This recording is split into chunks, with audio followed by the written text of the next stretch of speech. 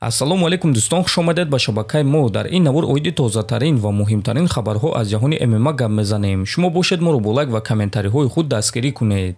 Топови ҷангори вазни сабуки UFC, ҷангоре ки қариб ӯро ҳама дӯст медоранд, Дастин Бриллиант Порье формаи ҷисмонии худро пеш аз охирон муҳорибааш ки зидди Макс Холлоуэй барои камарбанди BMF мегузарад нишон дод ва бояд қайд кард ки Бриллиант дар беҳтарин форма қарор дорад. муҳорибаи онҳо рӯзи 20 июл дар турнири UFC 318 мегузарад ва муҳорибаи асосии ин турнир хоҳад шуд. Дастин баъди мағлубият дар муҳориба зидди Ислам Махачев бармегардад. Холлоуэй бошад баъди мағлубият дар муҳориба зидди Топурия ва ин муҳориба сеюм муҳориба байни Дастин ва Макс мешавад ва чӣ гуна ки худи Дастин Порье гуфт, ин охирон муҳориба дар карьераи ӯ хоҳад шуд. Бепул ҳиҷомат дар шаҳри Москва. ширкати шифофармо ба шумо пешниҳод мекунанд ҳамчунин дороҳои гиёҳӣ барои простатит, қавӣ намудани мардонагӣ, дароз намудани муҳлати ҳамхобагӣ, барои қадро баланд кардан, барои мӯи сар ва риш баровардан, барои фарбе ё хароб шудан, барои меъда, гурда, писариазм ва витилигоро низ пешниҳод менамоянд. боварӣ надоред, худи ҳозир ба номерҳои дар рӯи экран буда занг занед. шифофармо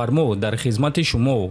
Топови ҷангори вазни ним сабуки UFC Диего Лопес ба дигар ҷангори топи вазни худ Яир Родригес визов дода чунин суханҳо навишт: эй Яир, ман худи ҳозир шунидум ки матчмейкери UFC Хентер Кембел ба ту занг зад ва ту барои муҳориба зидди ман дар турнири UFC ноғче розӣ нашудӣ. Кани ҳамон марде ки дар пресс-конференсия рӯ ба рӯи ман истода буд, навиштааст Лопес. Ва дӯстон, бояд гуфт ки дар турнири UFC 314 вақте ки Лопесро муҳориба зидди Волкановски, а Яирро муҳориба зидди Питбул интизор буд, онҳо Яир ва Лопес байни худ муноқиша карданд. Акнун чӣ гуна ки мебинем UFC муҳорибаи онҳоро ташкил кардан мехоҳанд ва Лопес розигии худро додааст. лекин аз рӯи суханҳои ӯ Яир розӣ нашудааст. акнун дӯстон, як савол: агар ки UFC муҳорибаи Лопес зидди Яирро ташкил карданӣ бошанд, пас рақиби Волкановски кӣ мешуда бошад? Наход ки UFC билохира ба Мавсар чунин имкониятро медиҳанд, чунки ба ғайр аз ӯ дигар ягон ҷанговар нест ки арзандаи муҳорибаи унвонӣ бошад. ва боз шаби гузашта менеҷери Мавсар Евлев Али Абдулазиз гуфт ки ҳоло муҳорибаи Мавсар тасдиқ шудагӣ нест. шумо чӣ фикр доред дӯстон? метавонед фикрҳои худро нависед.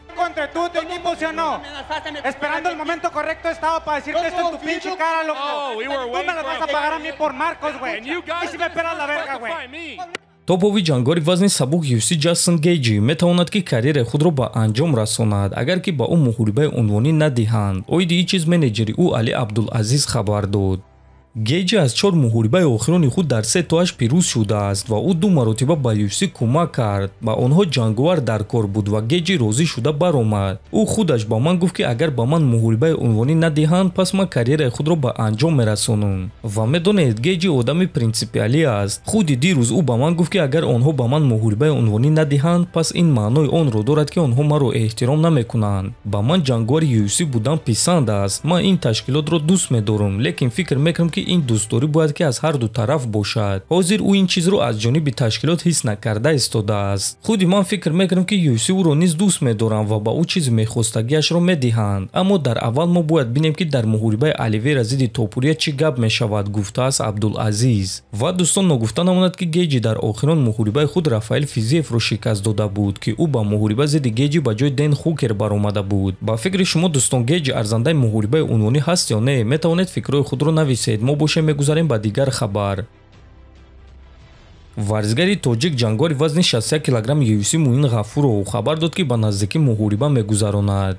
форма дар ҷояш аст. барои муҳорибаи навбатӣ омода шуда истодаем. танаффус намегирем. муҳорибаи навбатӣ аллакай наздик аст, навиштааст Ғафуров. хотиррасон мекунем ки Муин Ғафуров охирон муҳорибаи худро рӯзи 18 январ дар турнири UFC 311 зидди Риня Накамурия бебоғ гузаронида буд ва яке аз беҳтарин муҳорибаҳо нишон дода ғалаба ба даст оварда буд. айни замон ғалабаҳои пайдарҳами Муин дар UFC 2 аст ва акнун чӣ гуна ки мебинем, ӯ барои муҳорибаи навбатӣ омода аст. мо бошад хабарҳои навро интизор мешавем ва ҳамин ки номи рақиби Муин муайян шавад, навор карда пешкаши шумо мекунем. ба худи Муин бошад омодагиҳои хуби беосеб орзумандем. дар ҳамин ҷо дӯстон, навори мо ба анҷом мерасад. фикру ақидаҳотонро нависед. ҳатман дар YouTube канали мо обуна шавед. то боздид, хонобуду сарбаланд бошед.